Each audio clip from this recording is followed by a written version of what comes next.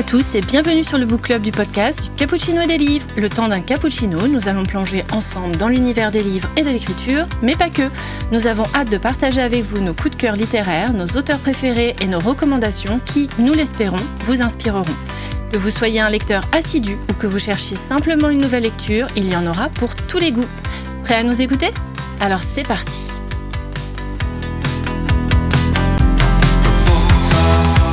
Bonsoir à tous, membres du Book Club. Comment allez-vous ? Hello, ça va super. Bonsoir. Vous avez passé un bel été ? Oui. Prêt pour la rentrée ? Non, mais c'est pas grave ça. Ça va bien se passer, crème. Bon, alors, j'espère que tous vous avez bien profité de votre été comme nous l'avons fait de notre côté. Après cette petite pause estivale, nous revenons avec ce 9e numéro spécial rentrée. Et oui, on est au mois de septembre, c'est la rentrée des classes. Alors, au programme de notre épisode, nous aurons nos coups de cœur de l'été, mais pas que. Les recos d'Aurore, avec un focus sur la rentrée littéraire et les nouveautés à ne pas manquer. Les recos d'Amélia avec des livres autour de la rentrée scolaire qui seront parfaits pour se fondre dans l'ambiance de septembre. Et les recos d'Archie et moi-même avec nos sagas en cours ou terminées, car lues cet été. Nous avons hâte de vous faire démarrer septembre avec une pile à lire bien remplie. Enfin là, pour le coup, c'est finir septembre avec une pile à lire bien remplie. Commencer octobre, voilà, c'est mieux ça. Allez, sans plus attendre, commençons cette nouvelle saison de lecture ensemble. Et nous allons commencer par Aurore. Eh bien, super. Donc, je vais commencer par vous parler de La guerre du pavot de Sarah Kwong. Je sais que j'en ai déjà parlé pendant le podcast. Je l'ai évoqué juste avant l'été. Mais c'était un véritable coup de cœur et je pense qu'il est parfait. Surtout avec la rentrée. Je n'avais pas forcément pensé, mais avec la rentrée, c'est parfait. On va suivre dans ce premier tome une jeune fille qui est dans un monde inspiré de la mythologie asiatique, en fait. Donc, on va suivre une jeune fille qui est dans un pays où il y a eu énormément de guerres. Donc, elle est orpheline, elle a été confiée à une famille dès son plus jeune âge, à la mort de ses parents, parce qu'à cause de la guerre, il y avait beaucoup trop d'orphelins. Et pour échapper à un mariage forcé, elle va travailler d'arrache-pied pour rentrer dans une des meilleures académies du pays pour devenir générale. Donc, générale de guerre, ce qui est super important. Où il y a généralement que les nobles qui peuvent y rentrer. On le sait pourquoi, parce que c'est eux qui ont les professeurs, etc. C'est incroyable. Comme lecture, c'est superbe. Donc, Kwong, c'est celle aussi qui a écrit Babel. Et là, on retrouve tout le world building dont elle est la spécialiste, en fait. Parce que pendant toute la première partie, on va se retrouver dans une ambiance assez académicienne, où on va suivre la jeune fille qui est exclue parce qu'elle est pauvre, qui est, en plus, qui a la peau un peu tannée, qui ne comprend pas forcément tout. Et ensuite, la deuxième partie, une nouvelle guerre éclate. Et là, c'est génial. Mais vraiment génial. C'est dur. Il faut s'accrocher. C'est pas pour les âmes sensibles. Mais la guerre est si bien faite et on voit énormément en fait l'évolution de tous les personnages, ce qui fait que c'est vraiment magique. Moi, je recommande de le lire, mais vraiment jusqu'à la fin où il y a des plot twists sur plot twists et c'est super. D'accord. Ok. On note. Et au niveau lecture, c'est pas trop dense quand même parce que c'est un gros bouquin. Oui, c'est un assez gros bouquin. Je crois qu'il y avait plus de 400 pages. En plus, moi, j'avais la super belle édition avec des illustrations à l'intérieur. Wow. Dommage, je voulais pas sortir, mais j'aurais aimé vous le montrer. Mais les illustrations sont magnifiques à l'intérieur. Et c'est assez dense, mais ça se lit vraiment très bien. Je crois qu'en 2 semaines, on peut le lire. Si on a un bon lecteur, en 2 semaines, on peut le lire. Vraiment. D'accord. Ok. Juste, comme il est dense, c'est un peu moins pratique pour les transports. Oui. Comme l'édition est collector. Oui, effectivement. Il ne faut pas l'abîmer, puis il doit peser lourd dans le sac. C'est peut-être pas forcément l'idéal. Je comprends. Alors, ça, c'était ton coup de cœur de l'été. Amélia, et le tien, ton coup de cœur de l'été, c'est porté sur quoi ? Alors, j'avais commencé l'année et le book club, si vous vous souvenez, avec L'héritière de Jazad de Zahra Hachem. Et j'avais dit que j'avais adoré l'univers orientalo, on va dire Maghreb. Et ben là, pour cette épisode, j'ai un peu renoué parce que j'ai lu La Tour des Immortels de Orlan Grey. Et on est dans une ambiance un peu reine d'Égypte. Oh, classe. Donc on suit Jaï, une reine au très fort tempérament qui s'est érigée dans un système politique masculiniste et conservateur.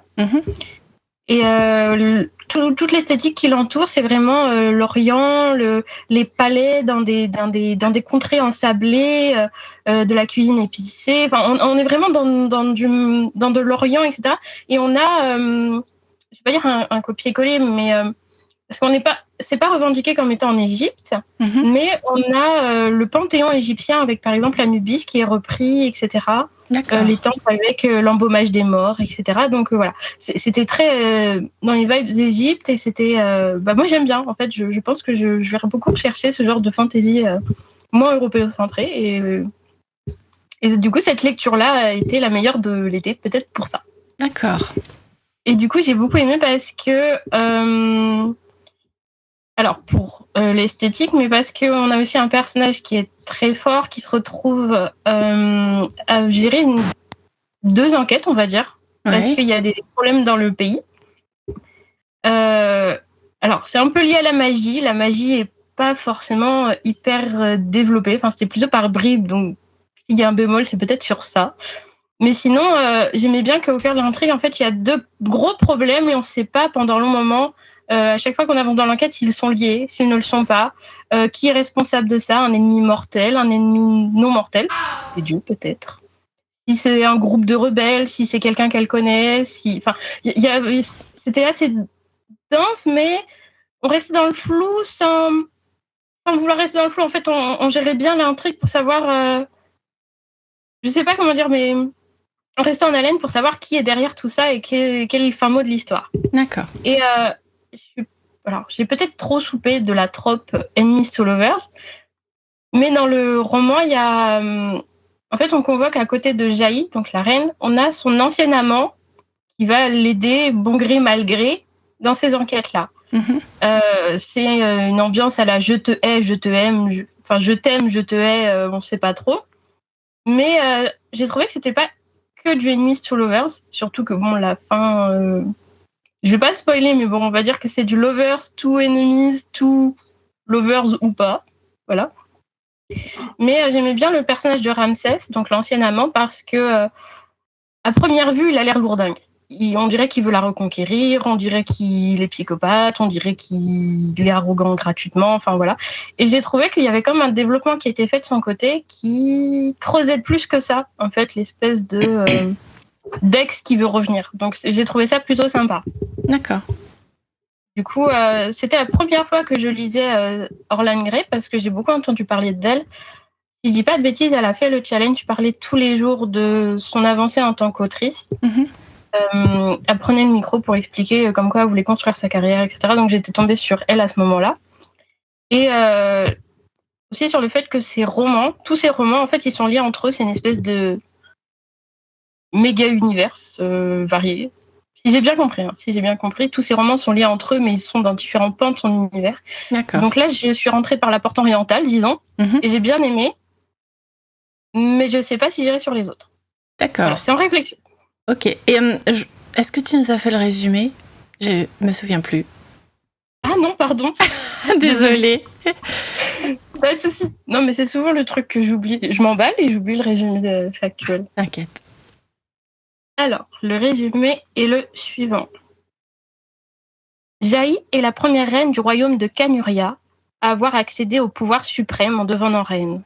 Mais depuis qu'elle a aboli l'esclavage et rompu avec des siècles de tradition, elle doit lutter pour assurer sa position. Et l'hostilité des hommes n'est pas le seul obstacle. Un mystérieux fléau s'est abattu sur la capitale et des monstres sanguinaires jaillissent des cryptes pour attaquer ses citoyens. Partout, la rumeur enfle. Les dieux puniraient-ils le royaume pour avoir une reine à sa tête ?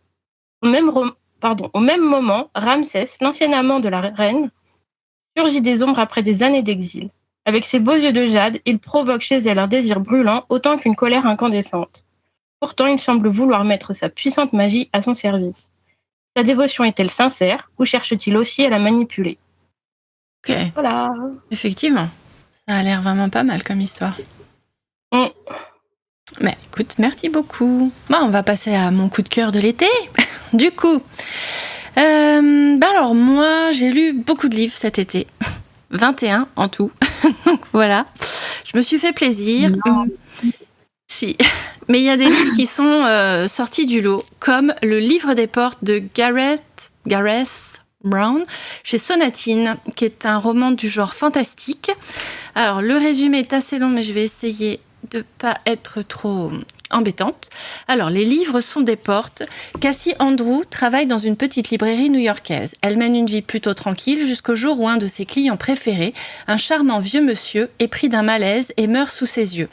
La jeune femme est surprise de retrouver près de lui un petit ouvrage rempli de dessins et de notes étranges dont il allait lui faire cadeau, le livre des portes. Cassie et sa colocataire Izzy vont bientôt découvrir que cet ouvrage a un incroyable pouvoir, faire voyager dans l'espace et dans le temps.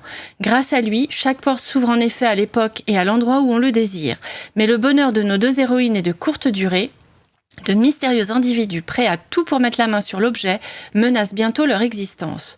Elles font alors la connaissance d'un bibliothécaire écossais, Drummond Fox, la seule personne susceptible de les aider.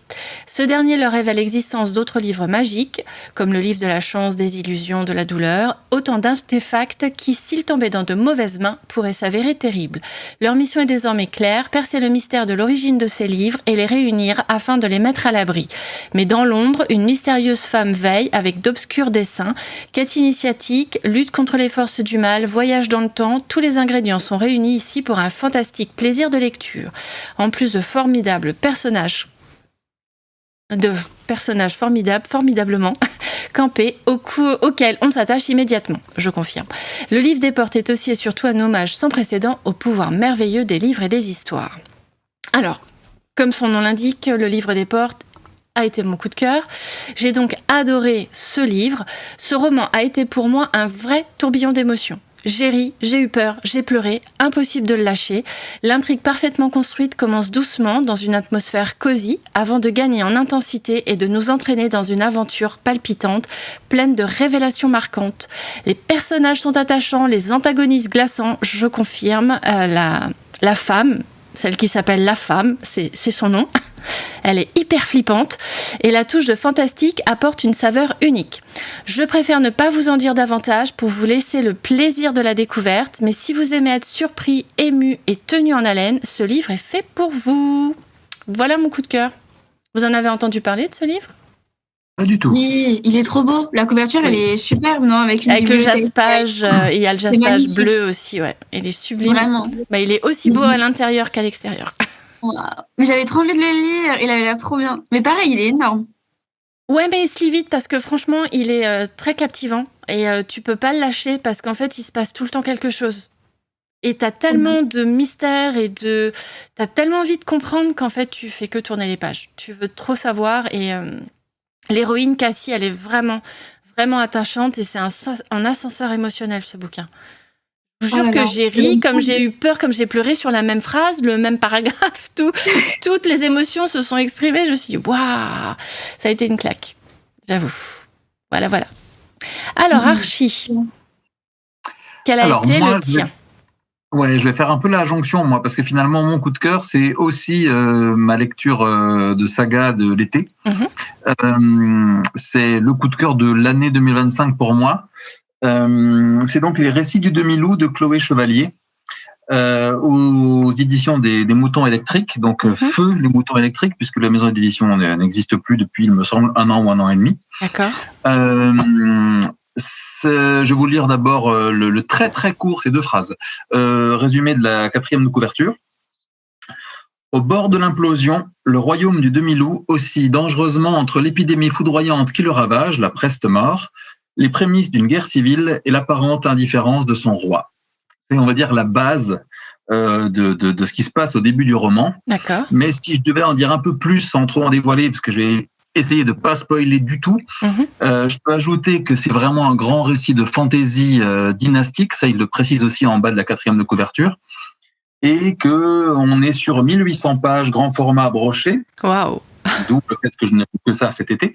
C'est pas mal déjà. Ouais, c'est énorme. C'est 2 briques énormes. Parce qu'en fait, c'est une double intégrale. En fait, dans chaque volume, il y a 2 romans. Au départ, il y a 4 tomes. Et dans le premier volume, il y a aussi 3 nouvelles, je crois, 3 ou 4 nouvelles. Ah oui. En plus, ouais. qui sont pas d'ailleurs, qui se lisent de manière très très indépendante, qui sont pas du tout obligatoires pour comprendre l'histoire. Ce qui est vraiment, ce qui fait le cœur de l'histoire, c'est les 4 tomes réunis dans ces 2 volumes. Donc, on voit la destinée du royaume du demi-loup à travers le regard de 5 personnages qui sont tous affiliés aux familles dirigeantes du royaume. Ce sont les péripéties de 2 princesses et de 3 de leurs suivantes, puisque dans le royaume du demi-loup, quand un enfant royal naît, on lui affilie une suivante. Donc, c'est un enfant né exactement le même jour dans le royaume. D'accord. Et qui la suivra toute sa vie et qui deviendra même une personnalité royale. C'est-à-dire que si la princesse meurt et que c'est elle qui devait hériter, c'est sa suivante qui prend le relais. Qui va sur le trône.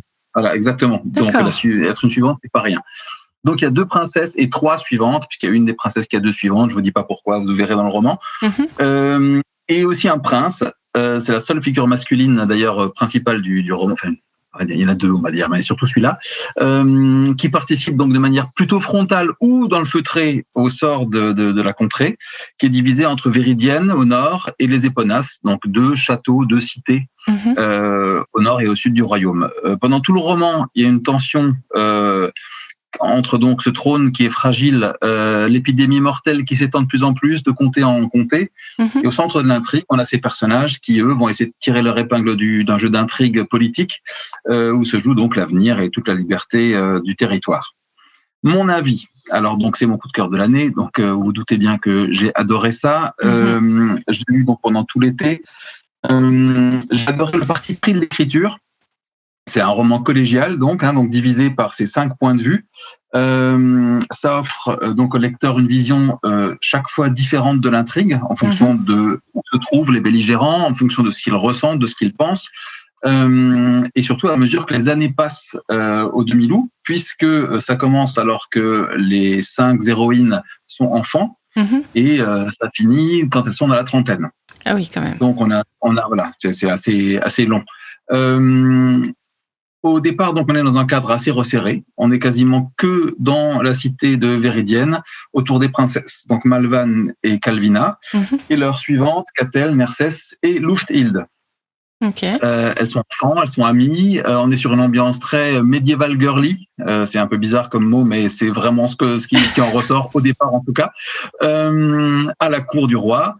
Et les caractères, les attentes de chacune, évidemment, vont évoluer. Ensuite, c'est les interactions qui vont occasionner les premières répercussions sur la destinée de tout le royaume. Et sans trop en dire non plus, les intrigues de cour, la trahison, la vengeance vont s'inviter dans le récit. Et évidemment, le focus va s'élargir jusqu'à présenter même d'autres contrées mitoyennes du demi-loup à l'est, à l'ouest, etc. J'ai lu une critique de cette série qui comparait les récits de demi-loup au Trône de Fer, et je trouve que c'est finalement assez juste, à quelques différences près quand même. Déjà, premièrement, la saga se termine.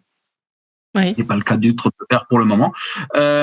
Ensuite, il n'y a absolument aucune magie dans le roman. C'est de la low fantasy dans ce que ça a de plus low. Il n'y a pas de créatures fantastiques, il n'y a pas de magie. C'est vraiment un Moyen-Âge fantasmé. Voilà. Surtout, c'est un roman qui est basé quasi exclusivement sur les personnages féminins. C'est par leur regard, donc à l'exception donc du prince et qui est aussi un des narrateurs, qu'on découvre la voie et l'évolution du demi-loup.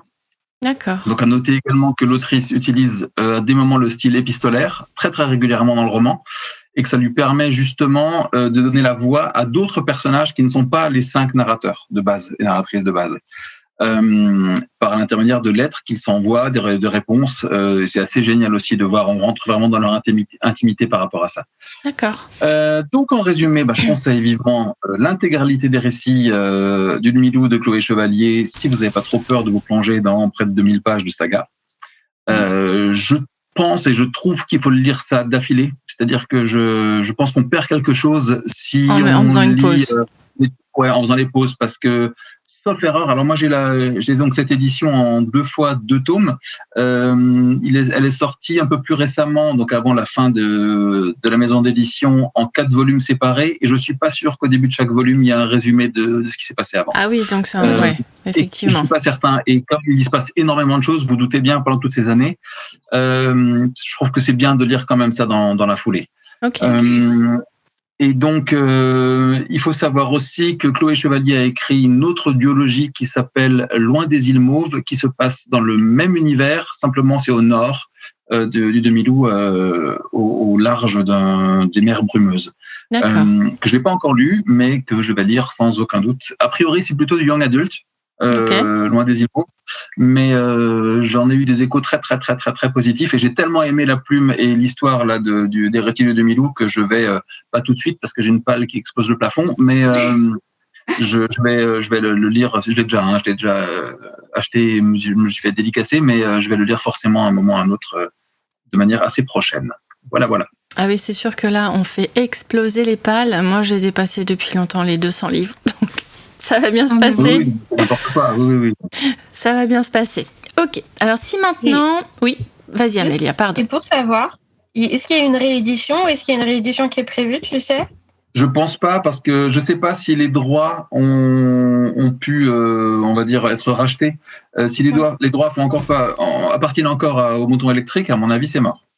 Donc c'est d'occasion, ou c'est dans les librairies qui seraient susceptibles de les avoir encore. Je sais que les versions que j'ai moi, donc c'est-à-dire en 2 volumes de chaque fois 2 tomes, je les ai achetés chez Chloé Chevalier aux Imaginales en 2024, et ce qu'elle avait devant elle étaient les derniers tirages. D'accord. Donc ceux-là, c'est sûr qu'ils n'existent plus, mais je sais qu'entre-temps, ils ont sorti donc les 4 tomes séparément, donc l'année dernière. À savoir si ça se trouve encore ou pas. Mais je crois que ça devient vraiment rare, parce que ça a eu un gros succès quand même. Ok. Donc, bon, bah. D'accord, merci. De rien. Vive les livres d'occasion. C'est ça.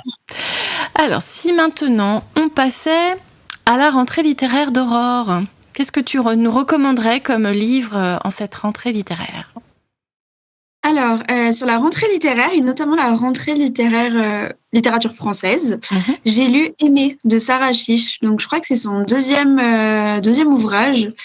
Et en revanche, pour moi, c'était la première fois que j'en lisais, et je dois préciser que je lis rarement de la littérature française. Ça m'est plus arrivé cette année, comme Cédric Sapin-Dufour ou je sais même plus l'autre titre que j'avais. Oui, après ça c'est du polar. Pour moi, c'est un peu.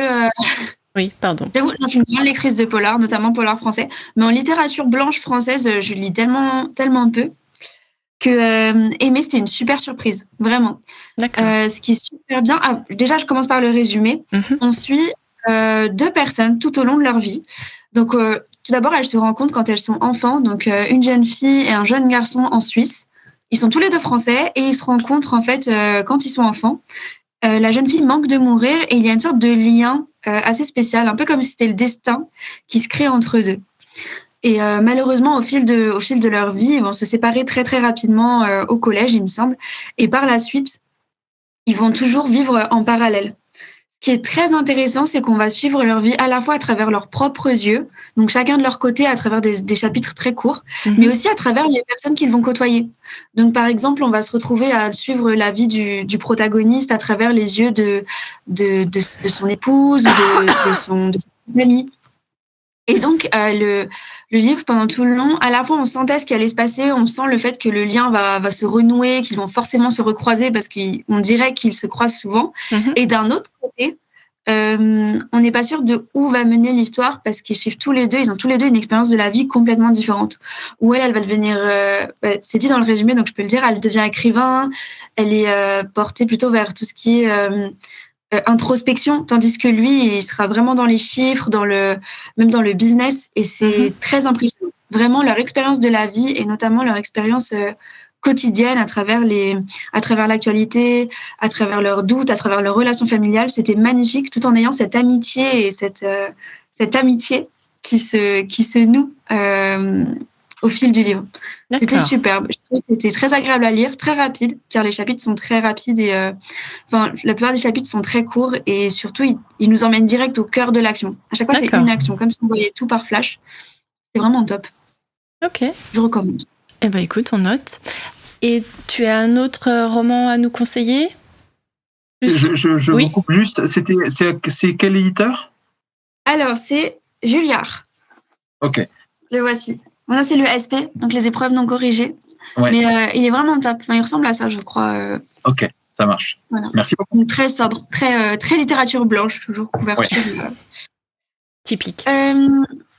De la rentrée, et donc je ne sais plus quand il va sortir en français, mais j'ai lu Six Wild Crowns, donc 6 couronnes sauvages, de Holly Race. Donc c'est de la fantasy cette fois. Et pareil, aussi un roman choral, mais fantasy. Alors, j'ai lu tout au début de l'été, mais on se retrouve dans un monde... En fait, c'est un univers inspiré des femmes de Henri VIII. D'accord. Toutes les femmes, c'est le roi anglais qui les a toutes tuées ou assassinées au fur et à mesure. Voilà. Donc là, on se retrouve dans un monde où le roi est censé avoir 6 épouses en même temps.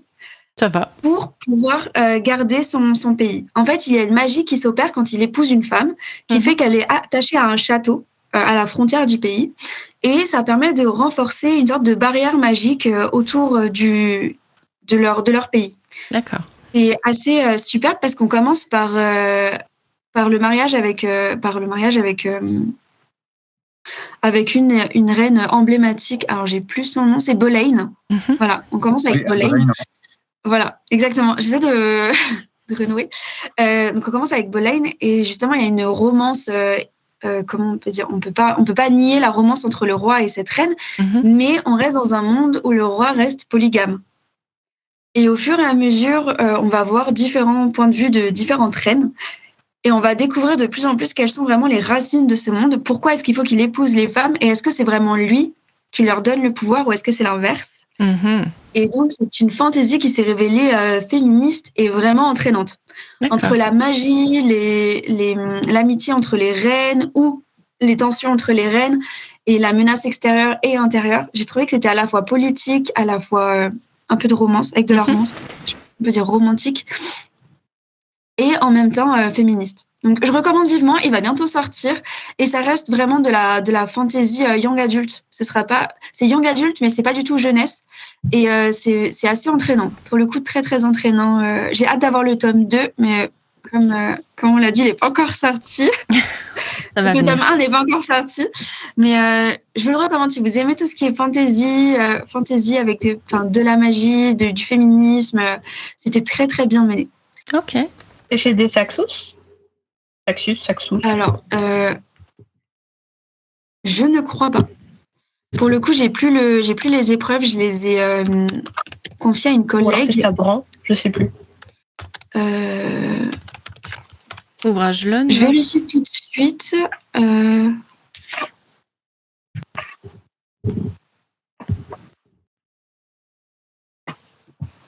Mince, je ne sais pas du tout qui va le faire. En français ? Ouais, en français. Mais ça ne m'étonnerait pas que ce soit de Saxus parce que je lis souvent les deux Saxus. Et c'est les mêmes genres, les mêmes tropes utilisés, les mêmes mondes.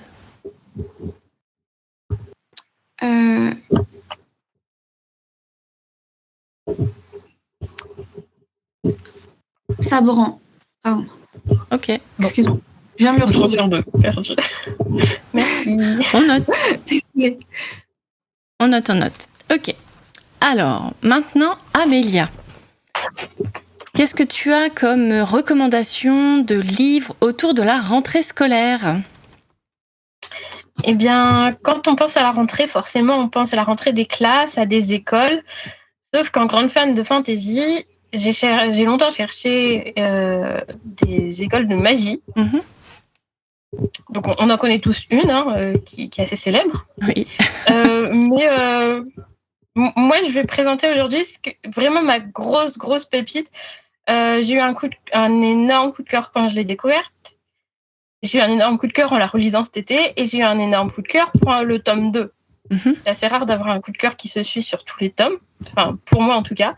Et là, je reste à chaque fois, soyons polis, sur le dos à chaque fois que je lis cette saga ou que je la relis et que j'avance dedans.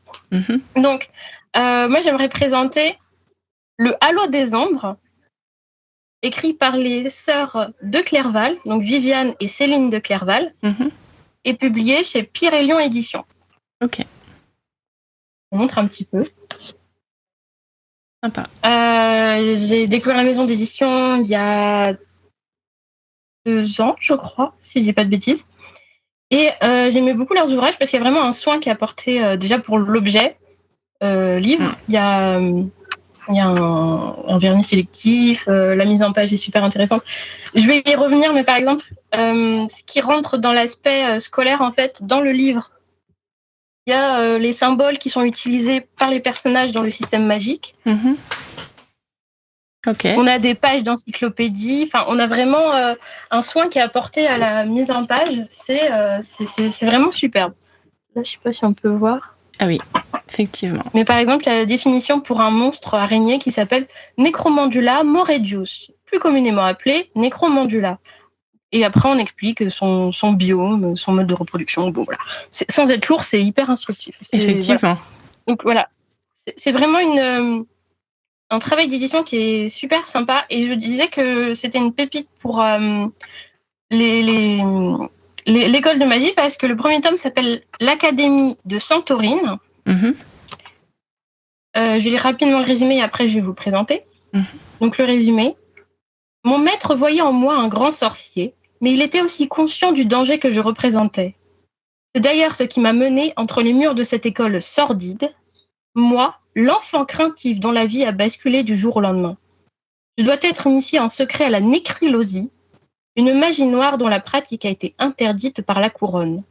Désormais, il me faut affronter ma part d'ombre, et même si je ne suis pas seule, je ne peux m'empêcher de craindre ce que je suis. Et s'ils avaient tort, et si au lieu d'être l'espoir de paix des royaumes d'Edenfall, j'étais le véritable ennemi. C'est intriguant déjà. J'avais dit dans le podcast que moi je tombais souvent amoureuse des 4e de couverture avant des couvertures. Bah là ça n'a pas manqué.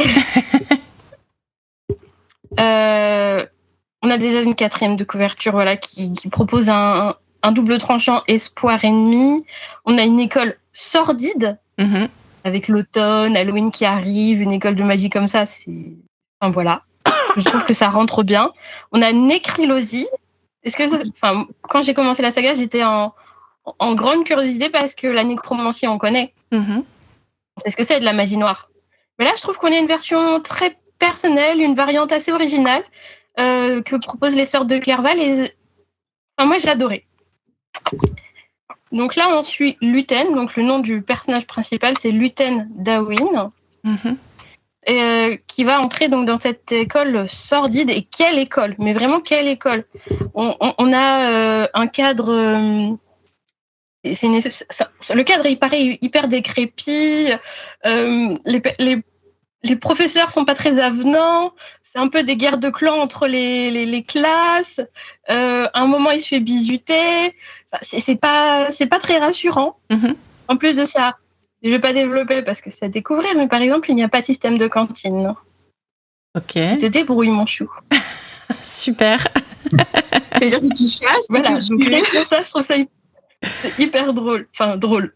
Non, pas pour Luten, mais on aime quand même. Mais voilà, on a vraiment une espèce de décor halloweenesque. Il n'y a pas de règles. C'est pour ça qu'il y a des règlements de compte ou des petites filouteries. On a notamment un professeur de nécrylosie assez flippant. Il y a des insultes, espèce de vieux verre pas frais. Enfin, c'est pas ça, mais il a des insultes quand il parle à ses élèves. C'est assez drôle. C'est pas juste de la moquerie parce qu'en vrai il a bon fond, mais voilà, c'est drôle d'avoir un professeur comme ça. On a un monde hostile autour du château, du château qui sert d'académie. On a des mystères qui vont avoir lieu à l'intérieur parce qu'on a donc une section de magie noire qui s'ouvre alors qu'elle est interdite par la couronne. vraiment, c'est hyper riche. Et comme j'ai dit, l'édition du roman fait qu'on peut suivre en même temps que les personnages certains des cours. On peut découvrir le sortilège, l'histoire du sortilège, comment il est tracé, parce qu'il y a 2 façons d'utiliser la magie, soit par des symboles dessinés, soit par des formules, en gros.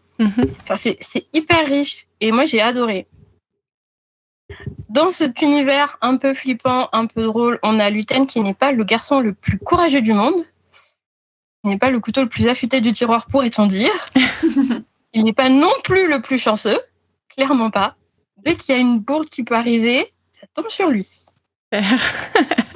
Mais ce que j'ai beaucoup aimé, c'est qu'on va le voir évoluer de façon impressionnante au fur et à mesure des pages. Il y en a beaucoup des pages. Il y a presque 800 pages pour le premier tome, presque 700 pour le deuxième. Le tome 3 a été annoncé, mais je ne sais plus combien, mais c'est des bons pavés aussi. Il y a vraiment un travail d'évolution sur le garçon. En fait, il va commencer à 15 ans à peu près. Il va suivre plusieurs années de cours. Et dans le tome 2, par exemple, il approche de la vingtaine, si je ne dis pas des bêtises. D'accord. Donc vraiment, il va évoluer. Sachant qu'il est le gars hyper craintif, comme j'ai dit dans le résumé de 4e de couverture. Après, il va l'être un peu... Enfin, on va pas le dénaturer, mais il va vraiment évoluer en psychologie et c'est super intéressant. D'accord. Le système de magie est, lui, hyper élaboré. On a la chance d'être initié en même temps que le protagoniste. La narration est enrichie de la documentation. L'univers qui est hostile autour avec une faune. On a des monstres, des animaux, des plantes, des substances qui sont inventées, décrites et présentées. Enfin, c'est absolument fabuleux. On a une dimension ténébreuse, mortifère, dangereuse, qui est doublée de pointes de légèreté. Donc j'ai dit par exemple le professeur qui insulte ses élèves quand ils n'écoutent pas, c'est drôle. Et ça donne un équilibre parce que sans ça, peut-être que le roman il serait quand même très dark fantasy quand même. D'accord. Il y a des petites punchlines. Enfin, c'est pas c'est vraiment pas 100% flippant, pesant.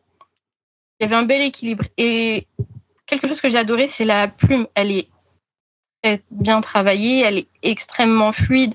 La narration, c'est vraiment génial parce qu'on a une gestion de la tension, de la surprise, de l'évolution des personnages qu'on a. Parce qu'au début, on a Luthen et ses camarades de classe. Et ils vont être tous développés, pas chacun leur tour, mais on va dire que à chaque fois, il va y avoir quelque chose qui va développer l'un, puis l'autre, puis le groupe, puis l'un, puis l'autre, puis le groupe, puis le protagoniste toujours au cours d'eux. Enfin, c'était vraiment génial.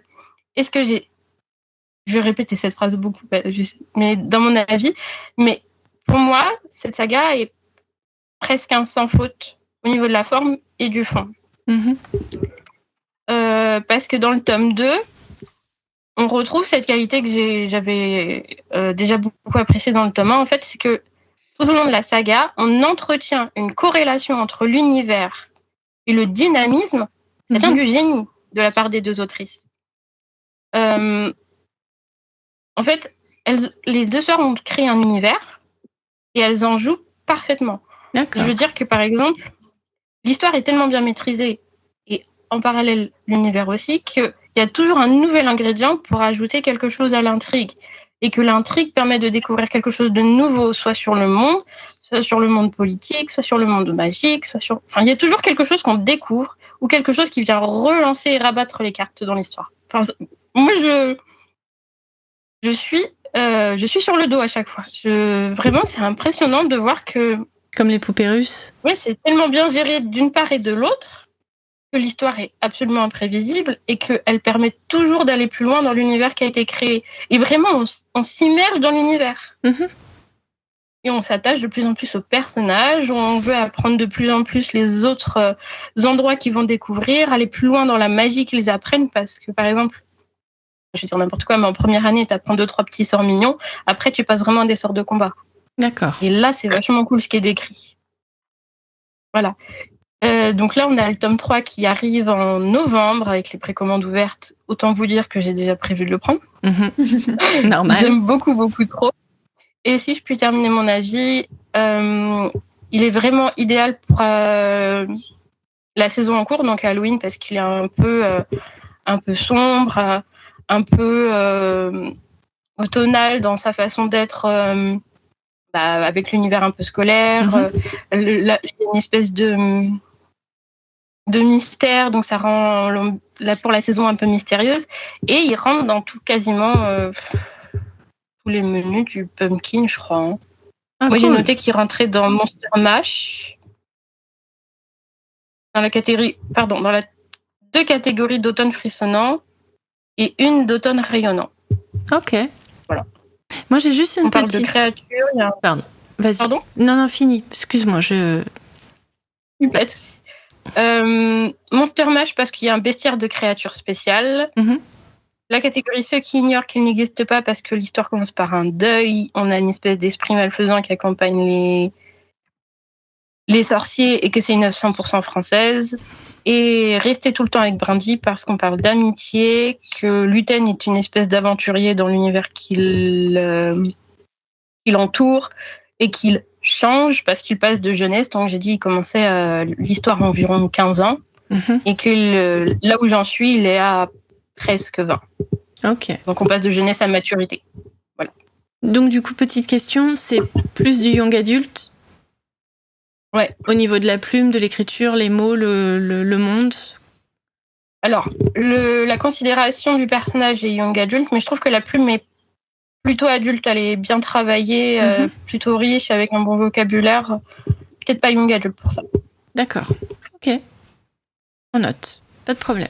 Ok. Eh ben, écoutez, on va passer, puisque Archie nous a tout donné. Il reste plus que moi. Alors, moi, j'ai donc passé l'été à finir, surtout au mois d'août, à finir des séries, plusieurs séries, mais là j'avais surtout envie de vous parler de 3 séries qui ont vraiment marqué mon été. Donc il y a la première saga dont je vous avais déjà parlé l'année dernière, je crois, Les Jumeaux Croche-Mort de Cassandra O'Donnell, publié chez Flammarion Jeunesse, qui est un fantastique jeunesse en 3 tomes, donc ça y est, la série est terminée. En résumé du tome 1, s'il est des lieux obscurs dévorés par les ténèbres, des demeures où les vivants n'ont pas leur place, le manoir Croche-Mort sans nul doute en fait partie. Après des années d'exil, Silence et Auriel Croche-Mort sont soudainement rappelés dans le manoir familial par des grands-parents dont ils ignoraient l'existence. Les jumeaux Croche-Mort ne se sentent pas les bienvenus et découvrent qu'une terrible malédiction s'est abattue sur la ville.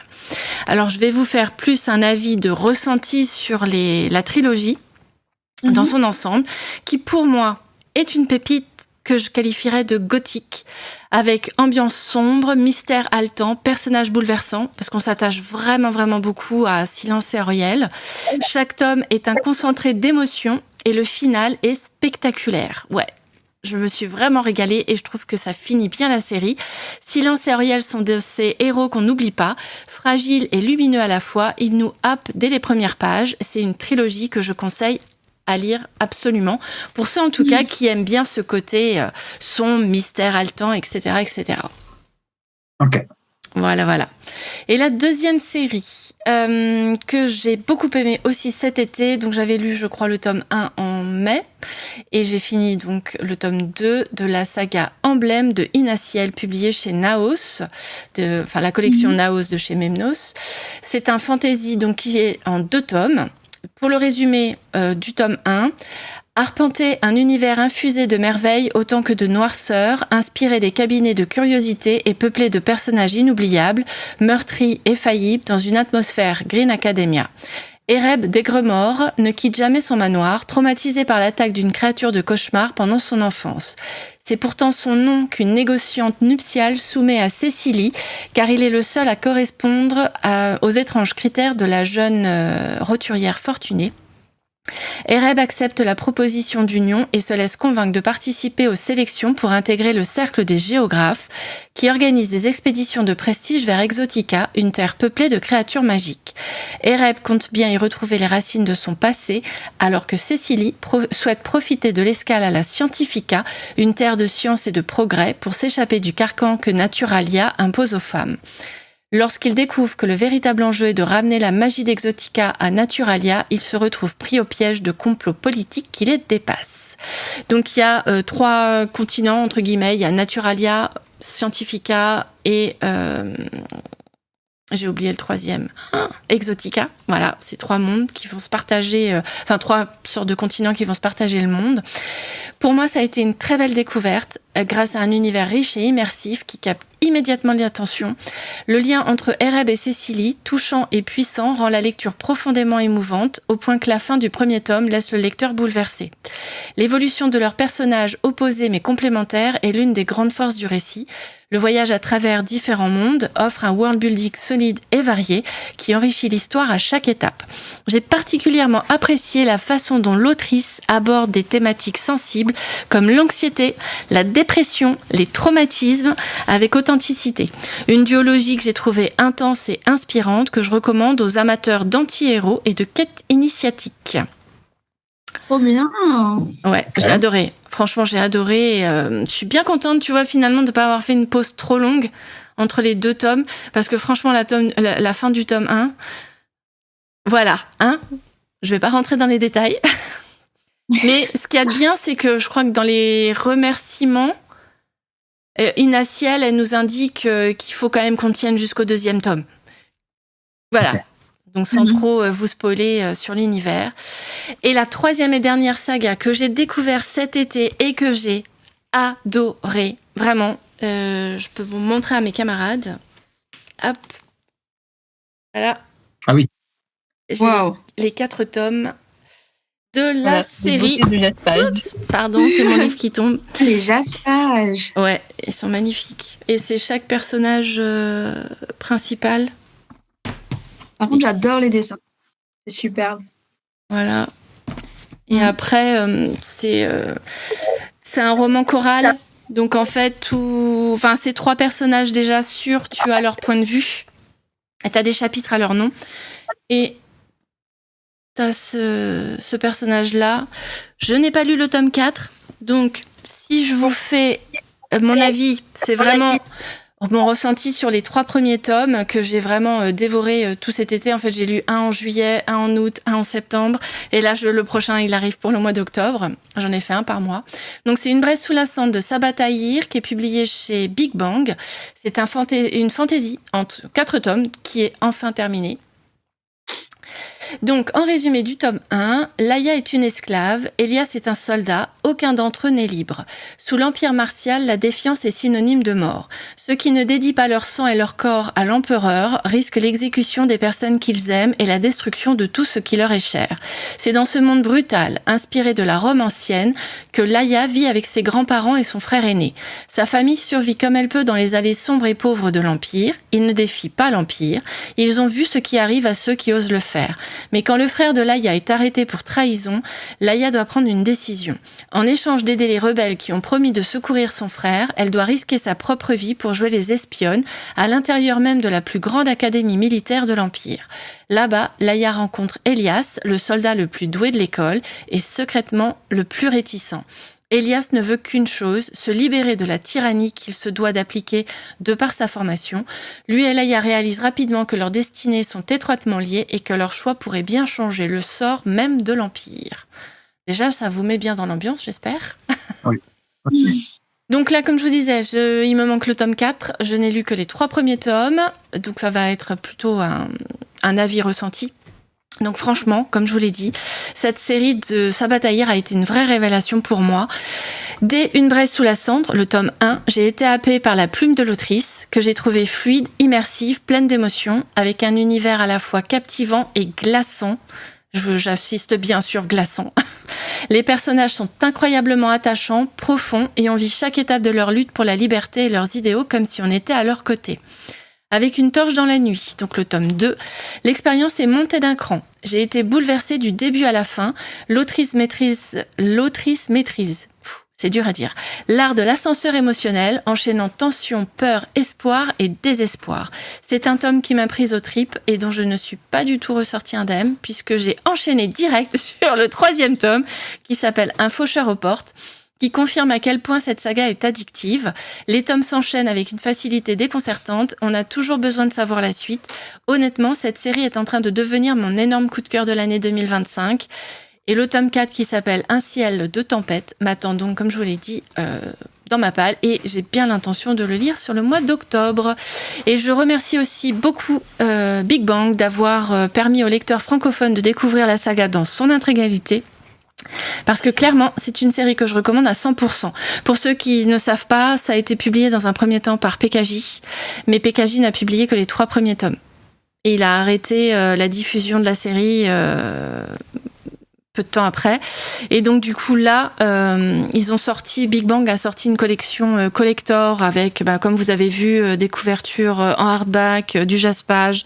Il y a même des dessins à l'intérieur. Il y a ça aussi.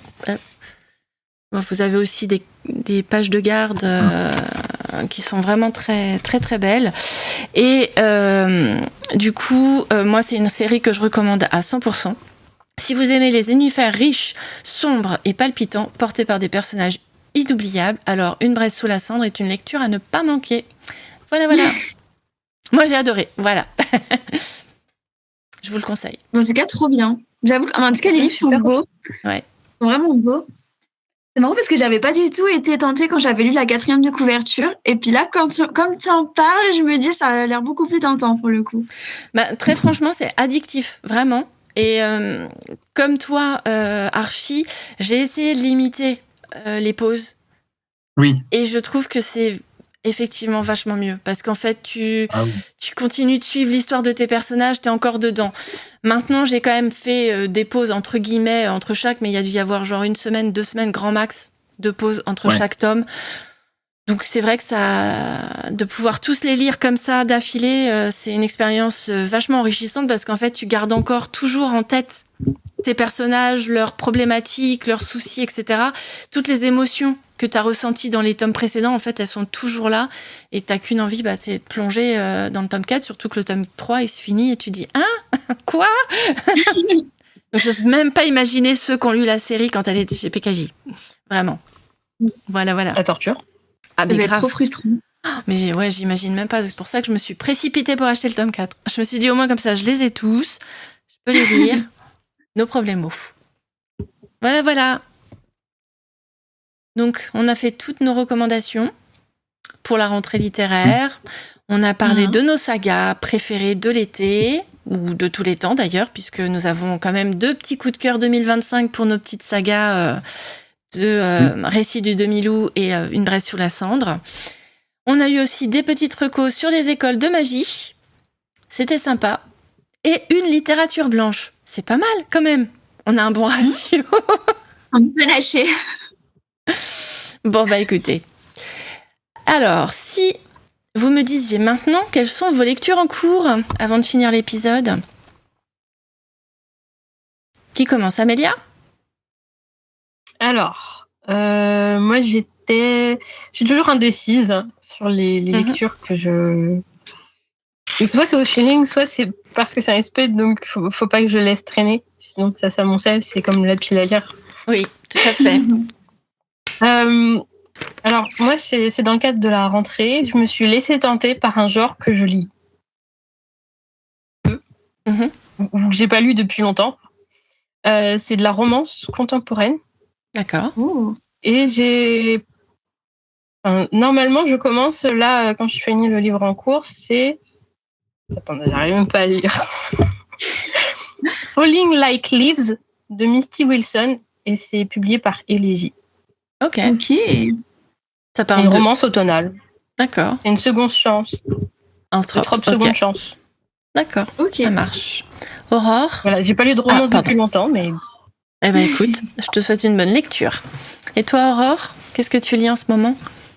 Alors, en fait, je sais pas pourquoi, j'ai pris quelque chose dans ma pile à lire, alors que je vous ai dit tout à l'heure que j'avais énormément de choses à lire. Mais je crois que je me suis mal organisée et j'avais du train à faire. Et donc là, je suis en train de finir Le Seigneur des Anneaux, tome 1. D'accord. Qui était trop bien. Et en même temps, en parallèle, j'ai commencé... je l'avais. Le tourbillon des possibles de Clara Hérault. D'accord. C'est de la romance jeunesse, il me semble. Et c'est chez Hachette Roman. Voilà. Okay. Donc, je l'ai à peine commencé, en fait, en parallèle du Seigneur des Anneaux. Du Seigneur des Anneaux, ouais. Ok. Là, il me reste 100 pages, donc je pense que je le continue demain. Vraiment, la petite romance. Donc, pareil, romance aussi. Ok. Et toi, Archie? Alors moi, c'est pas encore entamé parce que j'ai fini le récit de Dumilou pas plus tard qu'aujourd'hui à midi. Ok. Mais voilà. Mais par contre, je sais déjà ce que je vais commencer. Et je vais commencer Ce que prend la mer de Manon Fargeton. C'est le dernier qu'elle a sorti. C'est de la Blanche et c'est aux éditions Héloïse d'Ormesson. D'accord. Ok. Alors, moi, je lis en ce moment L'éclat et la nuit de Lysandre Azaello, publié chez Hachette Roman, que j'ai réussi à obtenir grâce à Babelio. Parce que Babelio fait régulièrement des masses critiques qui sont en fait un livre en échange d'une chronique. Et donc du coup, c'est la première fois que je fais cette expérience et l'histoire est vraiment très intéressante. Le début a été un peu... parce que là, j'en suis à la moitié. À la page 252 sur 485, je crois. Le début a été un peu long, je trouve, parce qu'en fait, le monde qu'elle a mis en place est très riche. Il est très, très, très, très, très, très, très complet. Et on sent qu'il y a vraiment un travail derrière sur les personnages, les différentes maisons, etc. Parce qu'en fait, c'est, pour vous lire vite fait, bien fait, c'est descendante illégitime des événementiels, Cèdre est la dernière à porter la magie de 3 étoiles et à pouvoir, grâce à elle, voir l'avenir. Forcée de vivre dans l'ombre, elle rêve pourtant de restaurer sa lignée et de devenir la sauveuse de l'empire vacillant. Donc voilà, c'est déjà... Déjà, ça vous met dans l'ambiance, je pense. Oui. Afin d'obtenir la reconnaissance et la puissance qu'elle convoite, Cèdre s'introduit dans le palais en se faisant passer pour une divinatrice et s'approche de l'empereur Arthéus. Lui seul peut réveiller pleinement son don grâce au rituel des porte-étoiles. Mais elle n'est pas la seule à cacher son identité. Le véritable empereur est mort et avec lui la magie dont Cèdre a besoin. Un jeu de dupes commence alors entre les 2 imposteurs, chacun tentant de manipuler l'autre pour obtenir ce qu'il désire le plus, le pouvoir. Et en fait, dans cette première partie... Alors, on arrive quand même assez rapidement à leur rencontre. On arrive en fait assez rapidement à chaque étape. Je sais pas comment vous expliquer. C'est genre un chapitre, une étape, un chapitre, une étape. Donc, on avance quand même vachement bien. Y a vraiment une richesse dans le monde qui est impressionnante. Je sais pas si c'est un one-shot ou si c'est une série. Mais je me dis, là, j'en suis déjà à la moitié. Et c'est... Je crois qu'elle est en train d'écrire le tome 2. Ouais, parce qu'en fait... je crois qu'elle écrit le tome 2. C'est super, super riche, en fait. Donc je me dis, ça peut pas tenir en un one-shot, c'est pas possible. Le monde, il est trop complexe. Il y a trop de choses... Non, elle dit qu'elle continue là. D'accord, ok. Bon, alors comme ça me rassure. C'est juste mon entrée en bouche pour rentrer dans l'histoire. Donc voilà, c'est ce que je lis en ce moment en version papier. En version numérique, je lis Jusqu'au plus profond des astres de H.G. Twice, que j'ai eu en service de presse grâce à Ned Gallet et donc à Gulfstream. Et dans mon livre audio... Ouais, 3 livres en même temps. Et le livre audio, c'est Dead Garden de Cassandra O'Donnell que j'écoute sur Audible. Voilà. 3 lectures en cours. Trop bien. Ouais, trop cool. Il y a aussi dans ma PL, dans ma pile à lire, le Hachette Roman. D'accord. En fait. L'éclat et la nuit. J'ai hâte de lire. Ouais, exactement. J'avais hâte de lire. C'est intéressant. Par contre, dis-toi que le début est long. Et là, j'en arrive, comme je te dis, à un peu plus à la moitié, à un peu près la moitié. Et là, ça commence à rentrer dans le vif du sujet. Ok. Donc, donc faut vraiment l'enchaîner au début pour pas décrocher, quoi. C'est ça. Le début est vraiment lent. Même si chaque chapitre est une étape, mais tu vois, il y a tellement de choses en fait dans cette histoire, tellement de complots, tellement de trucs qu'il faut retenir que ça rend la lecture très dense. Oui, tu allais dire, Amélia, pardon, je t'ai coupé. Donc tu vas souffrir à la fin du tome 1 et l'attente du tome 2. Très probablement. Ça sent le... Très ça probablement. Sent la frustration. Ouais, mais écoute, tant pis. Mais trop bien. Pour l'instant, ça va. Ça se passe bien. Oui, 3 livres en même temps, ça fait beaucoup. Des fois, je me dis, mais ça va pas. Tu peux pas te reposer 2 secondes. Moi, j'ai reconnu que cet été, par exemple, je me suis pas profité de mes vacances, en fait. J'étais tout le temps en train de faire quelque chose. 21 livres en 2 mois, c'est intense, hein. Ouais, mais pas tant. C'est pas la lecture qui m'a pris le plus de temps, c'est tout le reste autour. Et justement, des fois, je me disais, non mais stop, je vais lire. Je sais pas si tu vois ce que je veux dire. Parce que j'avais besoin de faire une pause et pour moi, lire, c'est faire une pause. Donc bon, voilà. Pour nos futures lectures. Eh bien voilà, avant de finir, donc cet épisode est terminé, ça y est. On vous a présenté nos coups de cœur de l'été, les nouveautés de la rentrée littéraire à ne pas manquer, des romans qui parlent de rentrée scolaire et des sagas à lire et à découvrir, ainsi que les lectures de chacun d'entre nous en cours. Donc ce nouvel épisode de podcast est fini, j'espère que cela vous a plu, que vous avez fait le plein de nouvelles découvertes pour compléter vos wishlists de livres. Si vous avez aimé ce book club, alors n'hésitez pas à vous abonner pour avoir le prochain épisode dès sa sortie, à liker et à partager. Si vous le souhaitez, vous pouvez également nous suivre sur nos pages Instagram, @archi_auteur, @a_souvencam, @AmeliaFeza et @Jess_Angel. Et si vous avez des questions ou si vous voulez partager vos propres recommandations, vous pouvez nous envoyer un mail à ducappuccino-et-des-livres@gmail.com. Cela nous ferait super plaisir. Merci, membres du Book Club, pour ce nouvel épisode. Et puis, merci beaucoup. À très vite pour la suite. À bientôt. Salut.